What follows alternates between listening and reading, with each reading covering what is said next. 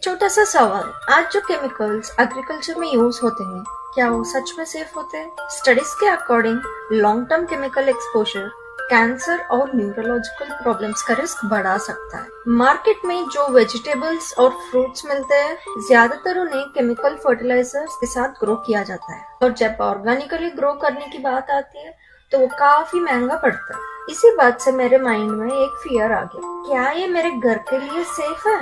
इसलिए मैंने डिसाइड किया अब गार्डनिंग सिर्फ 100% ऑर्गेनिक तरीके से करूंगी। प्रॉब्लम यह है कि मार्केट में ज्यादातर ऑर्गेनिक प्रोडक्ट्स या तो काफी महंगा होते हैं या फिर प्रॉपर रिजल्ट्स नहीं देते।